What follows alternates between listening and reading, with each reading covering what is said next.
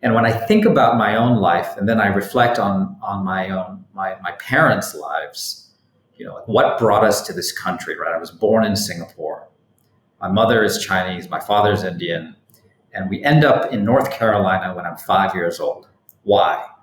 Well, because my father, who was a minister, a Methodist minister in Singapore, is giving some lecture about family values.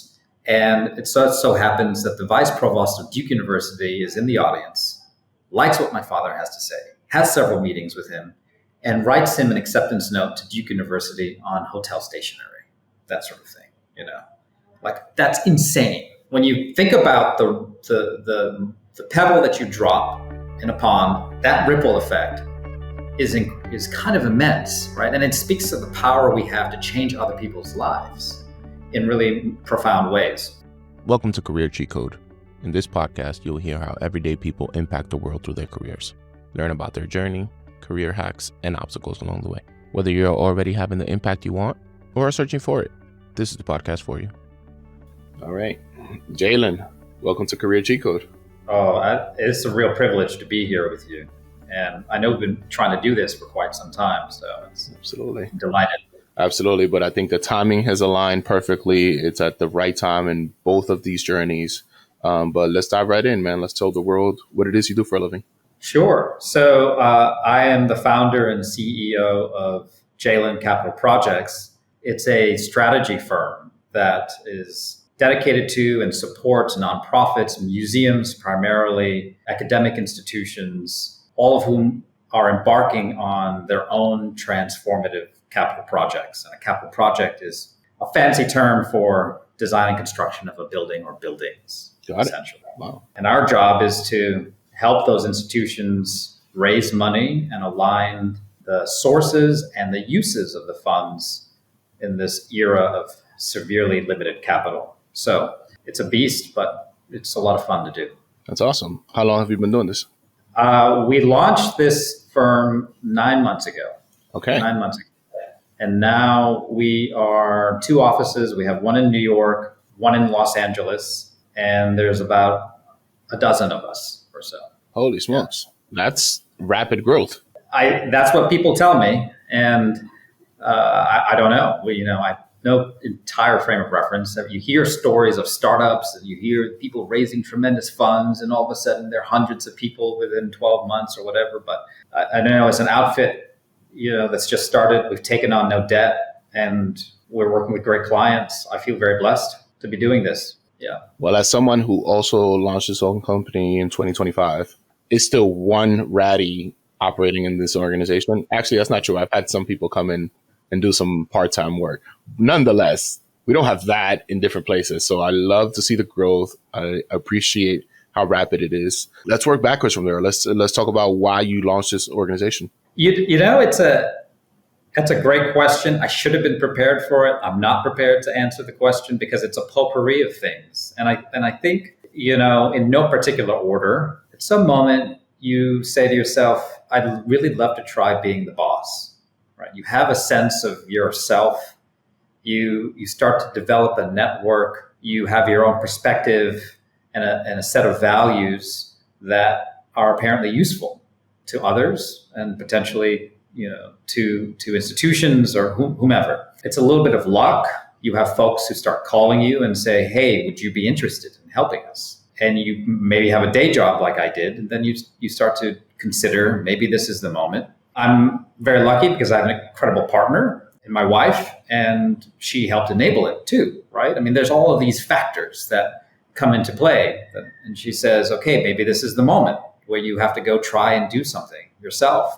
And maybe that way we can have a little bit more time and a little bit more money, but mostly time so that we can spend it with our family. I don't know. It's a whole mix of different things, I guess.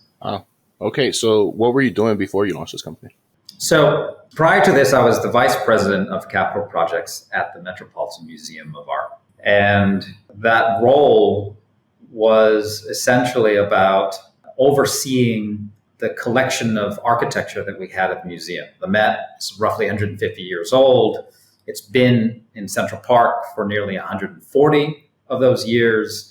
And over time, it evolved into a campus of something like 21 buildings. And my job was to care for and add to that collection of buildings, to renovate and the galleries, to build new infrastructure, to take care of the objects that it houses through the buildings. And over that time while I was there, we created an entire department, probably the largest capital projects internal department in the world at a museum, and roughly 20 folks or so from a department that was about 3 people when I started there. And the overall size of the program was nearly $2 billion across probably, I would say, 15 to 20 years or so. And the entire visioning and then implementation of that program was something that I had the privilege of overseeing. Holy smokes. How does one even get to that type of role, right? Like, what kind of background do you have to be able to manage these large scale projects that are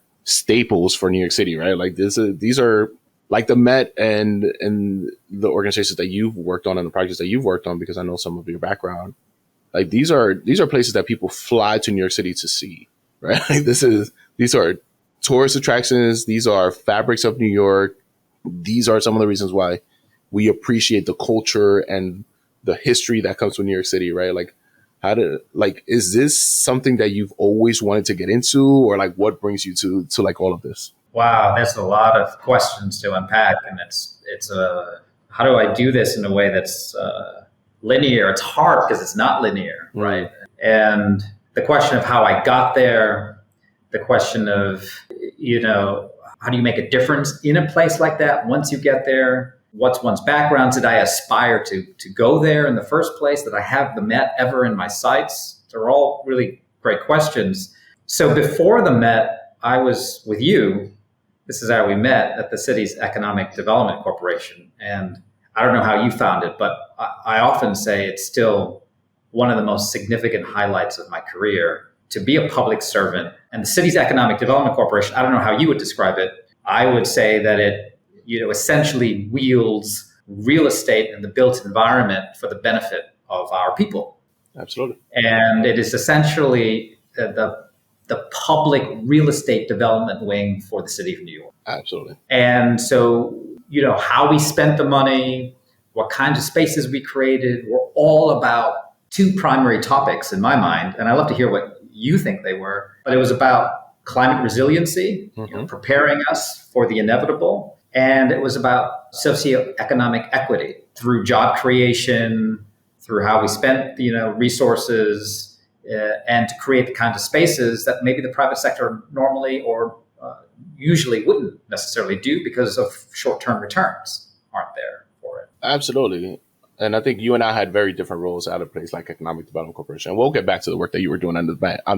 But for right now, I think at the New York City Economic Development Corporation, my role was really to align with what community needs and interests were at the time, and what government officials, everything from your council members to Congress members, borough presidents, right?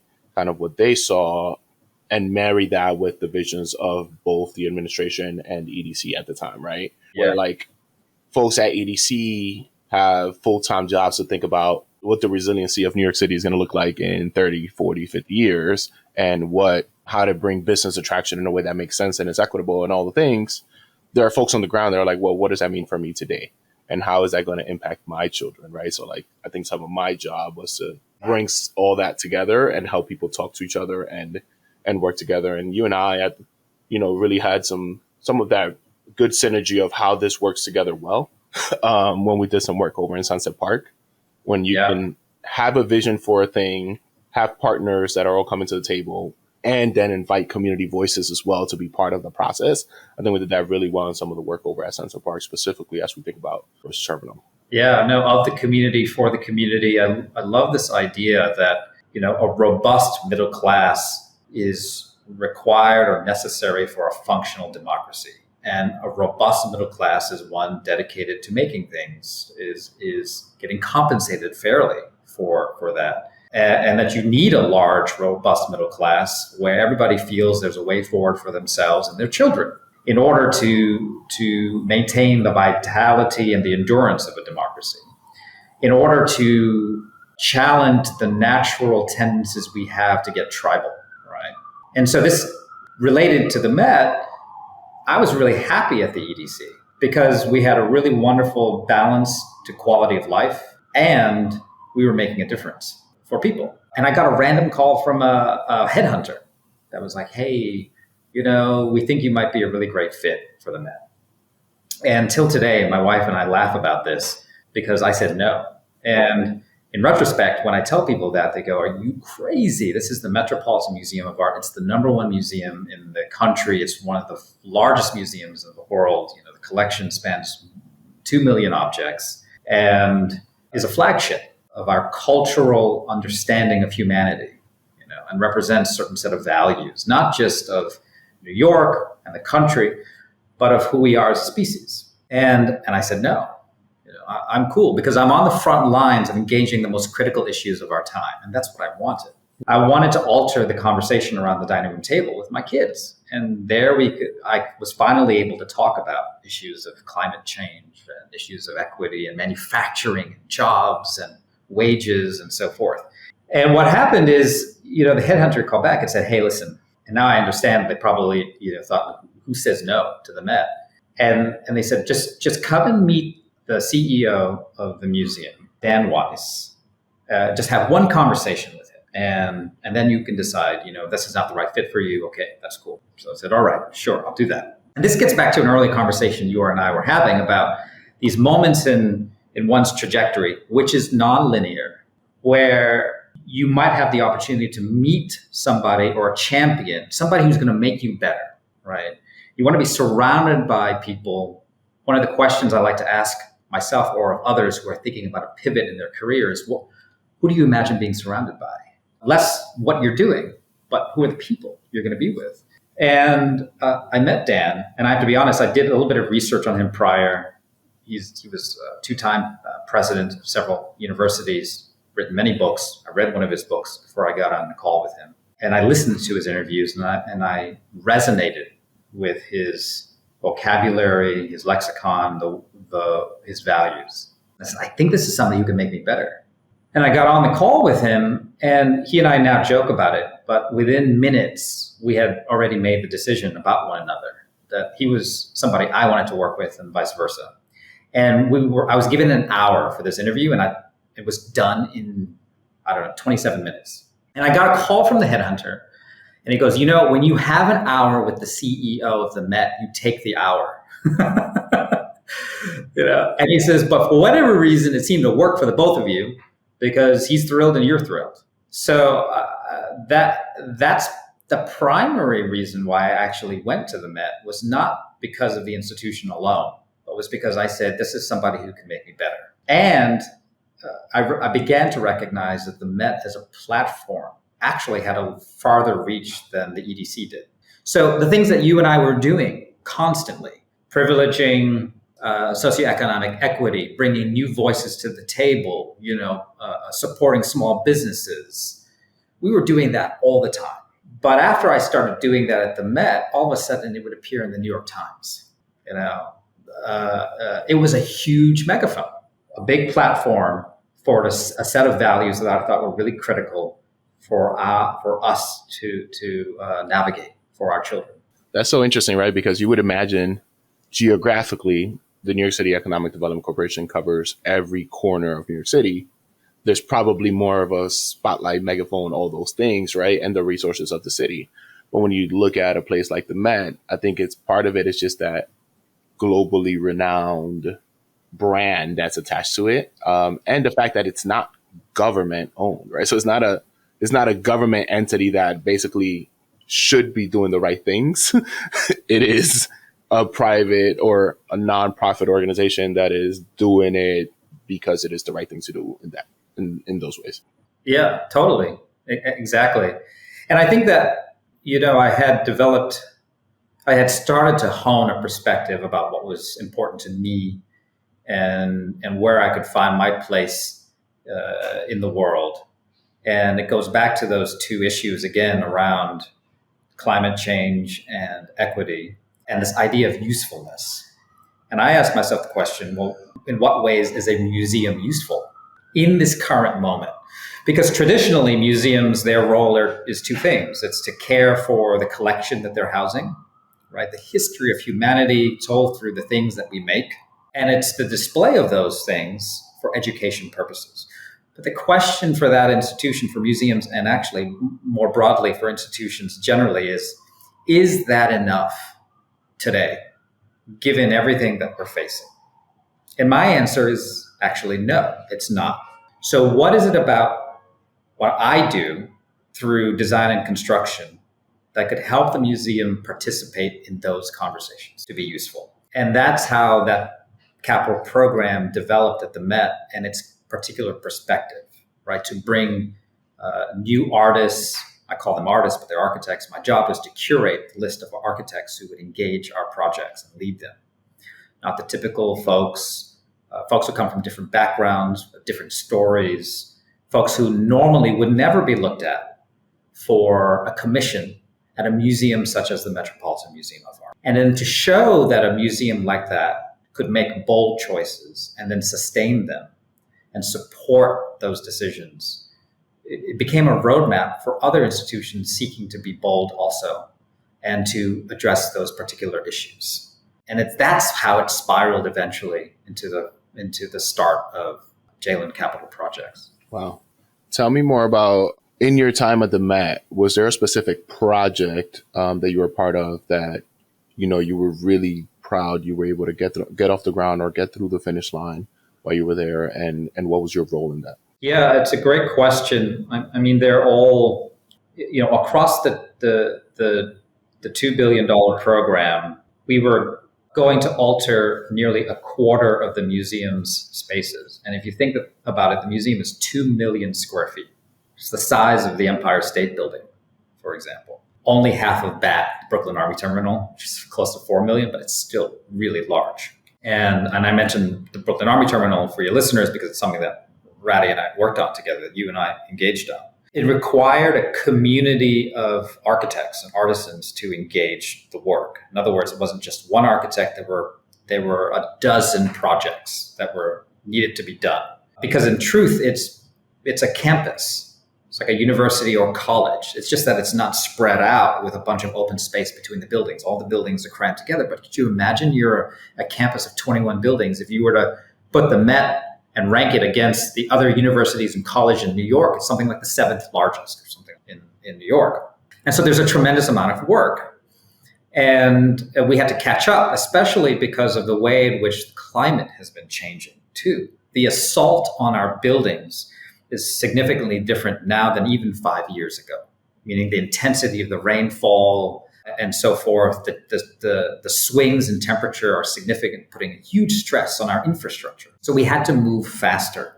And so what we did was develop a program where we brought new voices, not the typical architects or artists that you would bring. And there's nothing wrong with that. But what was at stake was this idea of breaking cycles of inequity. That if we could show that we could bring people who normally wouldn't be looked at for commissions like this, because they were seen as highly risky, that maybe we could bring a new set of values to the table. And so we ended up at the end of the nearly 5 years that I was there with a community of architects that were unlike anything another institution was doing in the world, actually.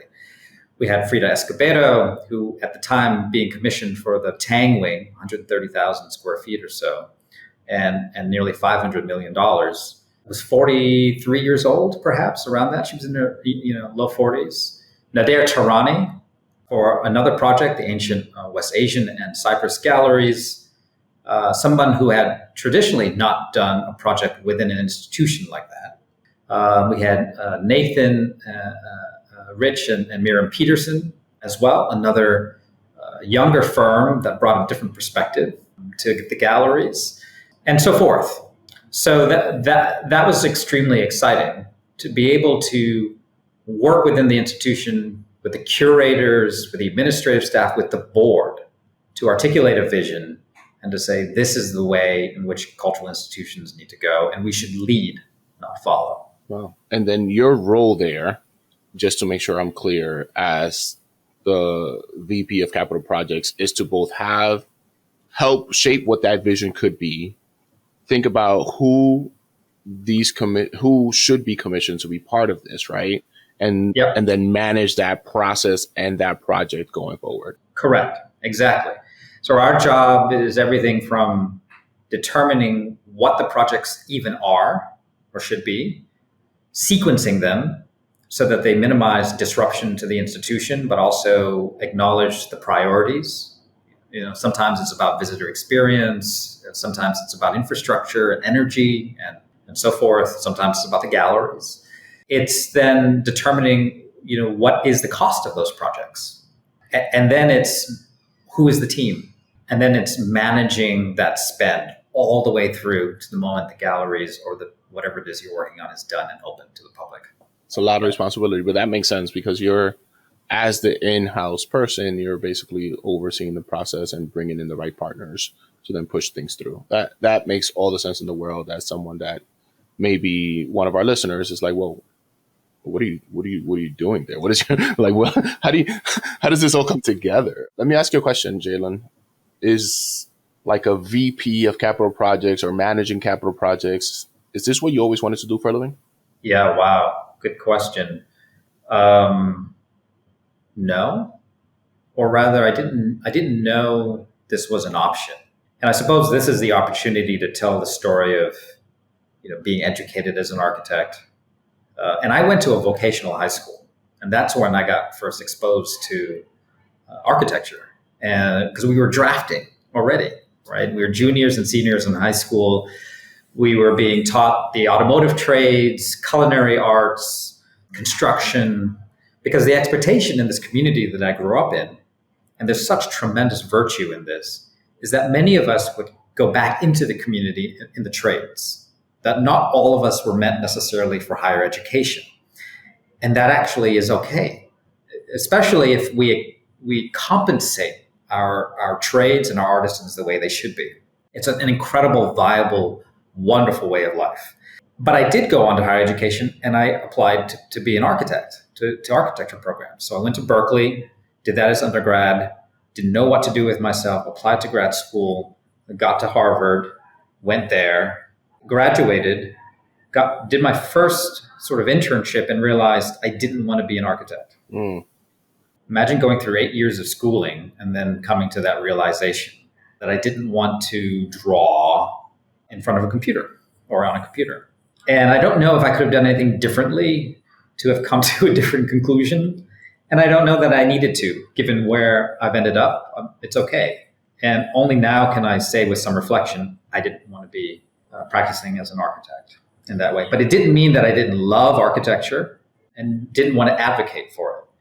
And I love buildings because, look, when art historians study a society, one of the things they look at, one of the major artifacts that they study is a building. Our buildings tell us a tremendous amount about who we are, who we were, the practices of the time, how a culture or a people situated themselves in the universe, how they derived meaning, what the rituals are, how they organized their society, right? How they made things, the classes, the stratification, the economies, all of it. The buildings tell you about the entire ecosystem. And then they symbolize a people's aspirations as well. So they are incredibly potent and relevant works of art at a significant scale, and they can illustrate who we are and our values. And I love that about buildings. And they still, till today, for me, engage all the most critical issues that we've been talking about, right? And so what I discovered was that there was a different form of advocacy, that I didn't have to practice as an architect to support the built environment and all the difference that it can make. And that's huge, right? Because it could be very discouraging to go through undergrad, grad school, get to the end where you're like, yes, I am now an architect, first internship, and now it's like, wait, I don't know if I like this, right? So that highlights to me, one, the importance of internships, right? Like to get out and do the thing that you think in your head makes sense and just try it out and see if that's something real. That's happened to me before. I've when I was in college, I, for some reason, thought marketing was my thing, even though I don't know how to draw. I don't know how to I'm not a visual person, but like I was watching Mad Men at the time and I was like, I'm going to be Don Draper. That makes sense. And then I just shadowed someone on Wall Street for one day. And I was like, yeah, I think I'm cool on all this, actually. I don't know this is necessarily for me, but there's the value in internships, right? And then putting yourself in a situation to experience it. But then in your case, to be able to turn what could have been a really almost heartbreaking moment, right, into how do I now apply what I have learned in some other capacity, right? And I think for me, that's part of the value of the show, is showcasing that just because you study architecture does not mean you're an architect.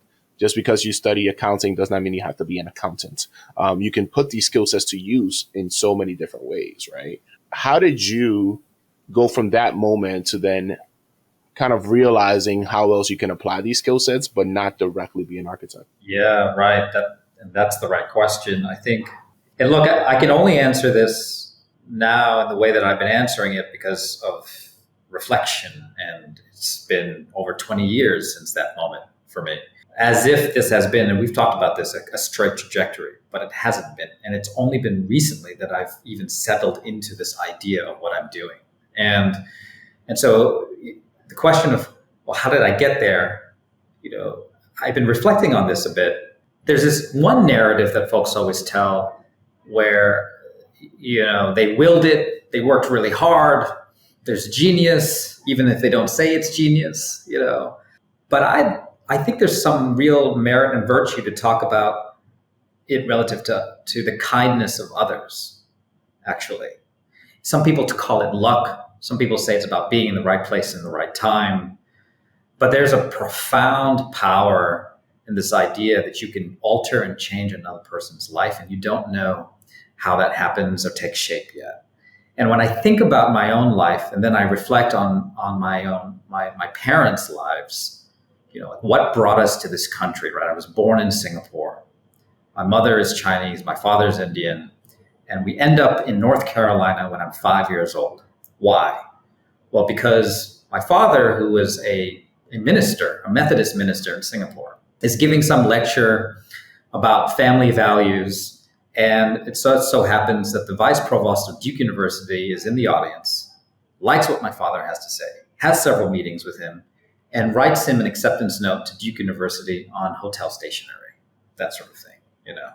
Like, that's insane. When you think about the pebble that you drop in a pond, that ripple effect is kind of immense, right? And it speaks to the power we have to change other people's lives in really profound ways. But it doesn't end there, right? He comes up, he's given the chance to come over, but Duke at the time didn't pay for the rest of us to go with him.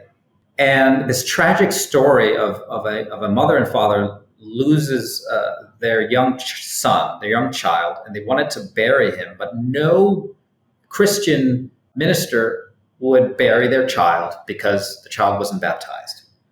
And my father said, of course I'll bury your child. Like, that is what we are meant to do. And it turns out that, in their gratefulness, they were, I guess, a fairly wealthy family.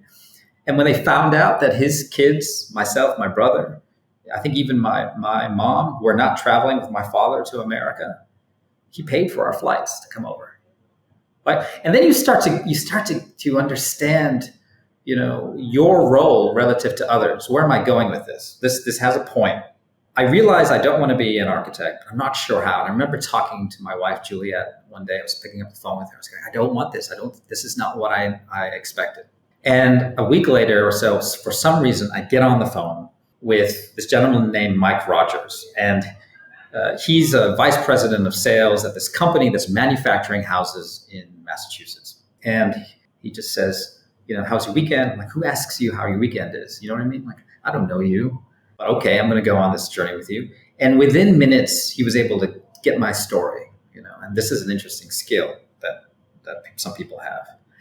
And it turns out that he was considering launching a new business service where this company he was working with is manufacturing houses in a factory, but they needed to get to a new market. They needed to get to architects, actually, directly, so they can manufacture houses being designed by architects, not just go directly to clients, but a whole new sales stream. But they couldn't find anybody who could bridge the language between their contractor nature and the architects. You couldn't be salesy, right? You had to actually speak architecture. And he just decided that I was the person. And he was like, why don't you come? I'll teach you, how to launch a business. I'll teach you how to do sales. And I made this mistake. If your listeners are paying attention, he asked me in my first sit down with him, well, what are you being paid right now? And I told him, don't ever do that. Just you can hold your answer, right? And I remember what I told him. I said I was being paid $40,000, and this is in 2005. And I remember seeing this look come over his face. He was so thrilled because he knew he could just destroy that number with a little bit of margin and would be fine. And he offered me 60. And I think I took the job for 65 or something like that. But the point is, that was the switch in trajectory. And I was in sales. Wow. Having to learn how to cold call and write emails and meet with people and talk to strangers. I was scared. I was terrified. I was an introvert. Wow. And he made me work on it and hone it as a craft. So I want to reflect on a few things you said there. So one, the power of kindness, right? Your dad doing an act of kindness and how that has paid residuals in a way that I'm sure, like, he didn't do it to get something back, right? He just said, of course, I'm going to bury your child. Like, what are you talking about? Yes, we're going to make, this is the right thing to do. And then that led to the rest of his family now being able to join him in the United States of America, in North Carolina, and you all landing there and kind of beginning that journey then, right? As young folks, how old were you when you arrived at North Carolina? I was 5. 5 years old. There's a 5-year-old kid now in North Carolina. At least you're reunited with your family and you can kind of start this next trajectory, right? And I appreciate stories like this because I'm an immigrant myself, right? And for me, it's important to highlight the great impact that immigrants can have in this country if given opportunities, right? Like, we, I think, have been super model citizens for this country, right? And I just appreciate when folks like your father came in and model citizen, doing great things, all the things, great. Then the next generation, you and your family coming in and continuing that legacy of doing great things in this country, right? I also appreciated in what you said, just your openness, your open-mindedness when having a conversation with someone, because you're not in sales. So maybe having a conversation with someone like this doesn't immediately click. But then you start seeing the gray area and you're like, wait, I don't want to be an architect. I don't want to be a salesperson. But this is a way to speak to both. And this is a way to like marry the like, what are you all trying to get across? I speak the language. Let me go talk to them and explain what it is that we're doing and how this can be helpful, beneficial to their jobs. And I think I just find that fascinating that you were open-minded enough to say, let me go on this journey with you and try to see if I can be a translator, basically. Yeah. And I don't know, I've never really reflected on why it came easily enough to me. It'd be interesting to sort of take that apart and understand, was it just the pay? I'm sure the pay was some of it. Was it the opportunity to travel a little bit? Yeah, because I had to go around the country. It was still in architecture. We were essentially trying to manufacture modern homes, right, in a factory. And I love that idea because it was about making beauty and architecture and quality of life more accessible to more people, right? Because the promise of building something in the factory was that you could do it for less. And so all of a sudden, maybe there was a series of experiences that someone could have, right? That they could have more glass with a view or a more spacious room or a high quality home that they normally couldn't have afforded through traditional ways, but now they can. So there was something about equity already built into that, which I was very attracted to. And the possibility of reaching more people that way was attractive to me also. Where were they headquartered? They were outside of Boston in a place called Acton, Massachusetts. Yeah. Which makes sense because you were graduating Harvard around that time with your master's. So you were kind of still in that general Massachusetts area. So it made some sense. Yeah, definitely.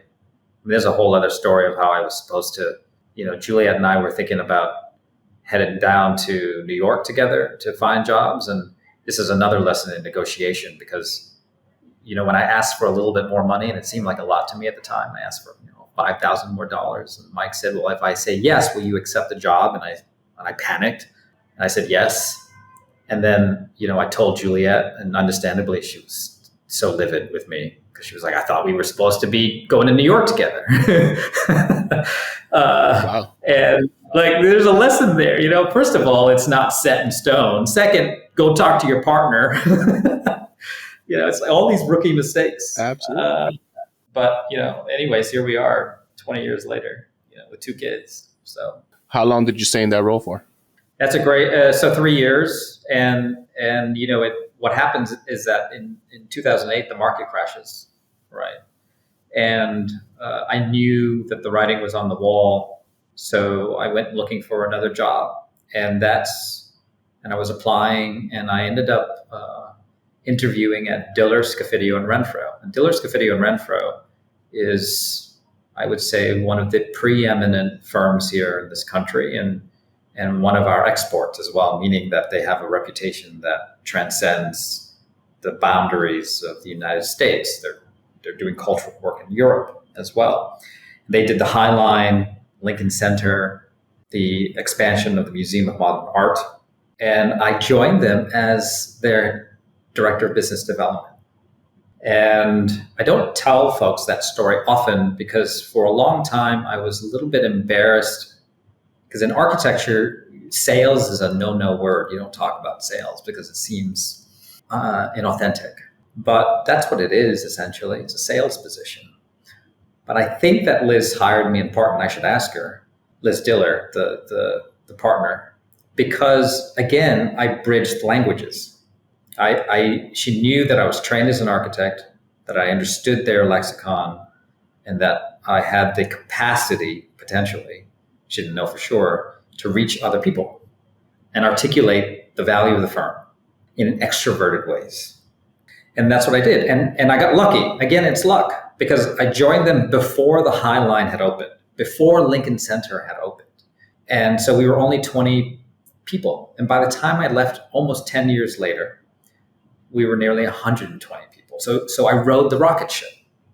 I can't take credit for that. They were poised for it. And I got to experience a lot there through that process. That's awesome. That's a lot of growth, right? And that's, again, I think it may seem like these roles are not connected, but there's a linear path, or there is some, not a linear path, but there is definitely some overlap in the skill sets, right? So you go to Harvard, you study architecture.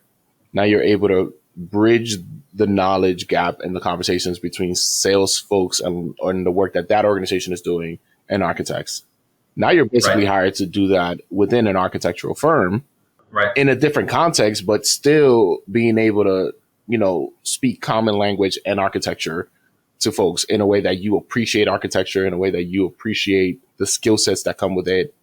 The information that you receive is not going to be foreign like it would be to me, right? Like me getting a memo around some of the work that we have to do I wouldn't even know where to start, dude. I don't even know if memos is a thing that you'll look at, right? Or just drawings, right? But so for me, I just find it so remarkable that you're able to really bring that skill set along and continue to grow professionally and think about, right now we're doing this in-house within an architectural firm. How do we get the right clients? How do we get the right projects, right? And I know you said sales is a bad word in architecture because I'm sure, architects to some degree is like the visual, the artistic mind, right? So bringing in the business side doesn't work, but then you can't get to design the High Line or work on the High Line or work on the MoMA if you don't go after those conversations.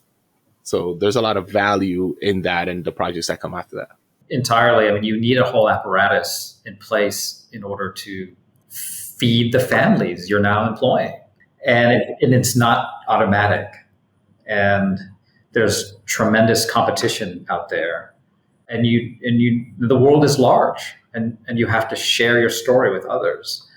And I got lucky because, again, the nature of the rocket ship, I got to wrap my arms around more and more scope and develop a broader vocabulary. And so then I started negotiating contracts for them and doing fees and traveling and getting work for them in Europe, and in other places, understanding HR issues, operations, balance sheets, financial statements, all of that happened. Because we were also on the front lines of pursuing work, I started to develop an attitude about the requests for proposals that we would receive. And I would start to say to myself, I think there are better ways, if I were a client, to get information from me that would help me as a client understand if you're the right firm. And I also experienced how awful some of the processes were towards us, meaning that we're still a mom and pop shop. We were, in fact, an MWBE. And oftentimes, these procurement processes that we went through were terribly invasive and assaulting to the financial durability of the practice. And it's not just for us, it's the case across the board. And that started to inform my own perspective about how would I be as a client, right? I wouldn't do it this way. I wouldn't ask these questions. I wouldn't ask you to do free work. I wouldn't treat you like a commodity in service. I would revere your approach and thinking to a project. And that's what informed, when I finally got to the EDC, an approach to how we were curating and commissioning all the different services. So actually, that's a great segue. So, I get a lot of folks that have been in a role 5, 7, 9 years, right? Like you at this point in your career, you're somewhere for 9 years and then you decide to go the public service route. Let's go to the New York City Economic Development Corporation and bring my talents there and my expertise and my perspectives there. Was there a moment that made you, once you're somewhere for 9 years, you can totally, I'm sure, start to envision the rest of your career in one place, right? Was there a moment that for you made you think about what the next steps could be and why that timing? Yeah. So now we can start to get into some dangerous territory, and maybe you'll decide to edit this out. I don't know. We'll see how this goes. Maybe I'll call you up and be like, Radhy, maybe delete that part. just don't say any names and don't say anything that, that folks are going to call you about later. But and you're trying to walk a fine line with being vulnerable and transparent with folks and useful to your listeners. And so I will say this is not about politics, what I'm about to say, therefore. But in 2016, Donald Trump gets elected. And I was so in the bubble of New York that I did not entirely, that's not even true of this entirely, I didn't see it coming. And maybe a lot of us didn't either. But I started to just ask the question, what did I miss? And who am I not hearing? And what's the other perspective that I'm not being exposed to? And why am I not engaged in those conversations? What's going on? And so I did a lot of reflection, thinking. It started to also force me to consolidate my own approach to the world and my sense of what could work and not work and my values. And I came to this conclusion, and we should debate it. And we could talk about this, and this goes back to what we were talking about earlier. When we don't see a way forward for ourselves and our children, we get tribal because it's the most effective way to make as much noise as possible.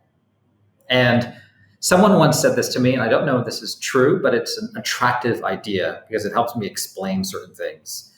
That part of what enabled the civil rights movement wasn't just that we were all more enlightened.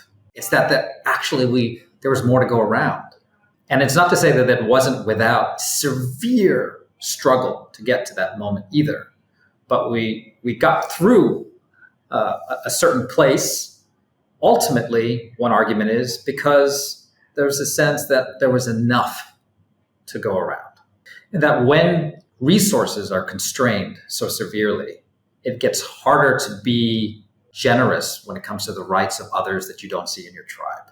And because I was struggling to find a way to explain the linear connection between, those moments in time in the 60s and 70s and where we ended up. And everybody was saying, oh, we're regressing and this and that and whatever else. But I didn't think that actually properly addressed the underlying issues of inequity in society. 4 decades of wage stagnation, right? The offshoring of jobs, the gutting of our middle class. And I just said, you know what? I want to participate in that conversation more directly. That's what did it. But the path to EDC wasn't straightforward. I decided for the first time to apply what I was doing for everybody else, which was selling them to myself. And I started to just cold call developers because I thought maybe that was the way to go, right? Maybe I could move upstream to where decisions are being made about how we're spending money in the built environment, right? If I could say, hey, maybe we need to be privileging our local economies. I don't care who you voted for, actually, but what you do is important. Masonry, steel, sheet metal, hanging walls, whatever it is, painters, right? Let's make sure that we're just taking care of our own, that this notion of tribe is not specific to ethnic groups, but could be all of the country. And if we do it that way, then we're just looking at the ways in which we're privileging our local craftspeople, right? You got to make stuff to have a robust middle class. And we can't all be white collar bankers, Wall Street, personal wealth managers. Nothing wrong with that. But actually you need a robust class of people making things. And they need to be revered and they need to be compensated appropriately. No developer said yes. They all were like, and I don't know, I met with maybe 20, 25 of them, whomever would take my calls. I didn't come directly enough. I didn't have any project management experience. This is a risk-averse industry. I'm sorry. But for whatever reason, a friend knew someone else at the EDC. I got to meet them. There was a role that was just posted. And they said, maybe you should apply for that. And that's it. I will forever be grateful to the EDC and to the people who were there to take that risk on me because nobody else did. That's awesome.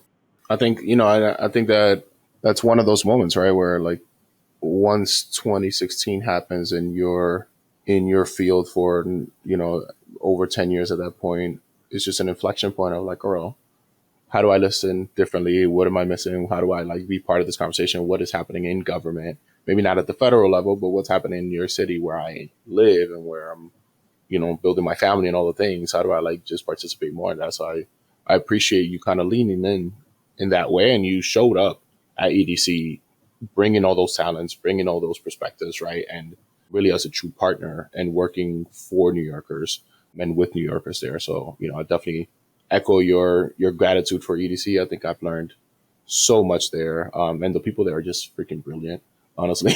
Like the folks that are still there, the alumni of EDC, all the things, it's just such a place that dedicates their careers to New Yorkers. So it's awesome. Yeah, bound by public service and this sense of bringing balance to our nature, actually. Yeah. So you also do something else. You tend to teach people things. You are an adjunct professor of sorts. Tell me more about when did you start doing that and why do you feel like that's important to do? So I love teaching. I find it to be my happy place. In fact, this consulting firm that I've started is, in my mind, actually just an extension of teaching and sharing knowledge with others. After I graduated, I had the chance to teach a little bit at Parsons, and I was teaching in their business administration program. And it was wonderful and it was rewarding. But then attention turned to just life and working. At some moment, I realized, I think I have just enough perspective to share with folks again. And I wanted to get back to that place.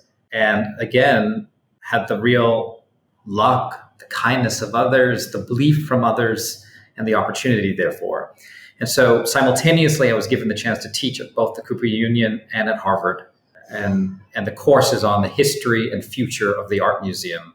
But really, the art museum is used as a lens with which to look at cultural institutions more broadly, their relevance, their usefulness again, and our trajectory as a society, and the role of those institutions in that trajectory, and the particular set of values, not just that we should reflect, but that we should espouse. So that's been such a highlight for me during this last year. It's a sacred space for me, this relationship with students. They give me so much energy and meaning and hope. It's a wonderful place to be with them. So, one of the things that we like to get across within Career Cheat Code conversations is how much money can folks make in these fields? And I think you're a good example of this because you've already shared early on in your career going from like 40 grand and making the mistake of telling your next employer exactly what you were making to then making 65 grand, right? But then as someone that has done it within an in-house architectural firm, public service, anchor institution like the Met, right? Like, how much money can folks make generally in these fields? Yeah, great. And there's a lesson in this. And now let's see, how much courage do I have to share? One of the lectures that I give that the students seem to enjoy, I map out my trajectory, but I also try to show the salary as I go along to them. And one of the things that I do is whenever I talk about institutions, I do org charts, and I then also help them understand what people make, because information is power, and all of that kind of information is often either obfuscated, hidden, or just held very tightly, right, from them. And so they're not in a position to understand the value as it's translated to from income to the roles. And part of the story to them is where it fluctuates tremendously as well. Meaning that when I went from the prefab manufacturing company in Acton, where I started at 65, but I ended after 3 years at $120,000, because you're in sales. And that's the other thing you learn. When you're in sales, and if you're the rainmaker, you have leverage. Same no matter what. If you're a partner at a firm, it's because it's likely due to you bringing in work. You have to bring in work, right? And when I went from 120 to Diller, it was to $85,000. So I took a pay cut. But I remember Mike, my first boss, and by the way, we should loop around to this because Mike is now with me again 20 years later. And it's a kind of amazing moment for me. He gave me great advice, and he said, he anticipated the rocket ship. He was like, this is a firm that is poised. You're going to learn a lot. And as they grow, you're going to have the chance to expand your vocabulary. It's like, and he goes, at your age, it seems like a huge cut, but it's not. You will figure it out and make it work. Go to the right place, lean into the name brand. So I went. And over the course of 10 years, by the time I left as an associate principal, I was making several $100,000. To go to the EDC, where even as a vice president, my pay was cut in half. That tracks. Right? Yeah. But that was an incredible moment where, again, probably if someone were to ask me, what is the most critical decision that you ever made in the trajectories that helped your trajectories? It was my life partner. It's my wife all the way, right? I chose the right partner. And you know what? I didn't choose her. She chose me. I got lucky. And she enabled that again. And it wasn't without difficulty. We had to tap our 401k. There were some moments that were not easy, but we learned who we were as a couple, even in that. And it grew. Didn't grow too much. It was 150,000 or so when I was a senior vice president at the Met. At the EDC. And the Met, I can tell you because it's public. All right, you go to the Form 990, you can look it up. So I tell my students, you should see them. They're all on their computers. They start Form 990 everything. And my starting salary was $350, right? And then by the time I left, it was over $4, something like that. And now we're doing our own thing. And it's less again. It's less. It's not more, it's less. Doing our own venture. But that's okay. Because you see the vision, you see the trajectory, you realize this is basically bringing you back to those early days when you're like, it's a poised firm. stay the course and you'll get right back up there. Yeah, and if not, what I do have is flexibility in time, right? We're after time, and there's a really nice balance that's happened. And I do believe that if you make just enough to provide for your family in both food and education, you have your health, and you have time, you're 99% there to happiness. You really are. And everything else is just, it's marginal actually. So, but it's hard to articulate that to folks. You mentioned now kind of things coming back full circle with, I believe his name was Mike. Can you explain how you all are now working together again in some capacity? Yeah. So Mike was semi-retiring. So what happened when I was in September of 24, what we were doing at the Met was getting noticed. And I was getting a lot of calls from the British Museum, calls from other institutions all around the world, asking questions around, how are you doing what you're doing? And would you guide us? And often my answer was, well, I'm happy to just chat with you casually about it, but otherwise, no. And one museum that was particularly fascinating and interesting and relevant to me, and it's the Allentown Art Museum. So the Allentown Art Museum started speaking to me sometime in September of 2024. And then shortly thereafter, the Art Institute of Chicago also. And suddenly I had these two institutions. And the Allentown Art Museum is particularly fascinating because if you know anything about the history of that area in Pennsylvania, right, adjacent to Bethlehem steel, Allentown's about textiles, silk, one of the hearts of industrial strength, not just in the United States, but in the world. And now is having to pivot their economies. What is the role of a cultural institution in a place like that, right? How is it relevant to folks? How does it provide a sense of a way forward? And how does it bring people together? Wow, on the front lines, right, of what's happening for us right now. The Met is also immensely relevant, but this is right there in the heart of it.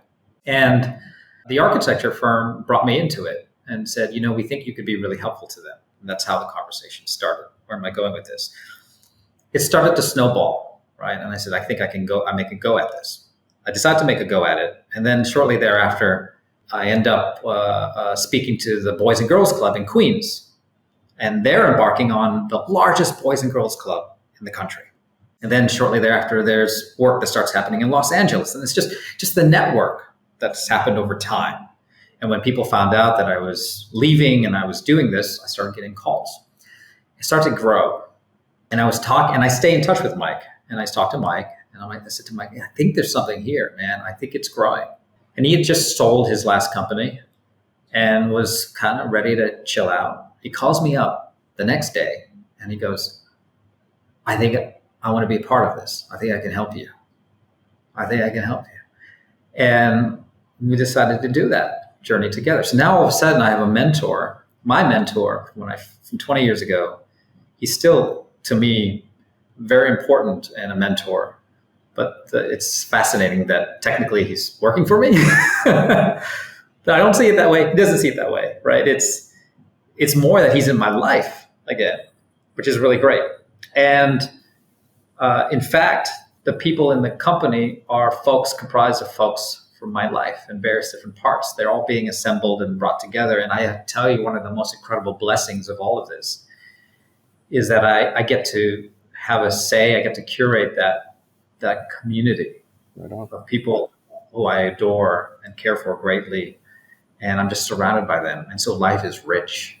That's awesome. Are there any forms of media that have helped guide you personally or professionally?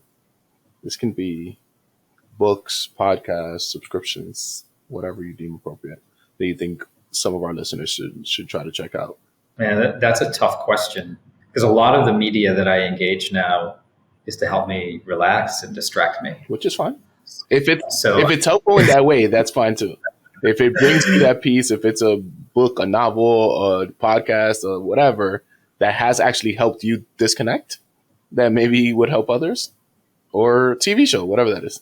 If you were to follow my Instagram and look at who it is that I'm now, like my feed, it's filled with two things. It's filled with puppies and golden retrievers specifically, because the kids are lobbying hard for one, and me too. We've got one last holdout. If I can convince Juliet, then we're there. And then it's comedy. It's actually stand-up comedy. And I find it to be an incredible source of wisdom and comfort.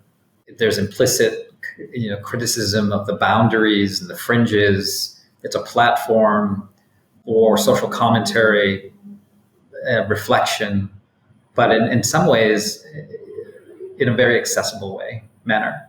So actually, comedy has been a really wonderful place for me to just hang out and watch and listen to. What are you most proud of in your career? I should have anticipated that question. I think that I know what the answer is.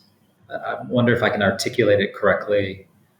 It's in the difference that I hope I'm making in the lives of the people directly around me. And I don't even mean clients. I mean the people that I work with. That's a clan. That's another tribe. It's another community. And I know that folks say it's not family, but the truth of it is you spend more time with these people than you do with your own family.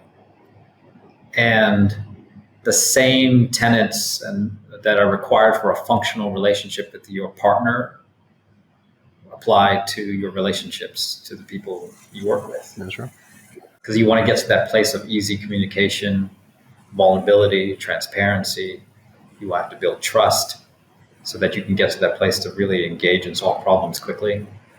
You have to invest in the relationships. Is there anything else we haven't discussed today that the world should know about Jhaelen? Oh, no, I don't know. Enough. I was going back to the first comment I was making earlier, and I don't know when I made it to you before we formally started or not. I was very hesitant to join you because I genuinely believe that there are these profound moments of kindness from others that have enabled my trajectory more so than myself. And I didn't know, if in the end there was anything insightful for me to say that you haven't already covered, by the way, with your 80 plus discussions with folks and the incredible sweeping array of conversations you've already had. What way could I be possibly relevant or useful to others? But in the end, it's an opportunity to be reflective a little bit and take some risks, I suppose. We'll see. And I think just the same way that some of those stories resonated with you, this story will resonate with others. Everyone's path is different, and everyone's starting point and point at where we have this conversation is different. So I appreciate you taking the time to come and share some of your path, your wisdom, things that you've learned along the way, and just being open about resources, ways to get information, all of the things. Thank you. Well, thanks for having me. You're doing incredible, meaningful work for others, and it's generous. So thank you for having me, truly. Thank you. Appreciate it. I hope you enjoyed this episode. If you did and believe on the mission we're on, please like, rate, and subscribe to this podcast on whatever platform you're using, and share this podcast with your friends in your networks. Make sure you follow us on Instagram and LinkedIn at Career Cheat Code, and tell us people or careers you would like to see highlighted. See you next week with some more cheat codes. Peace.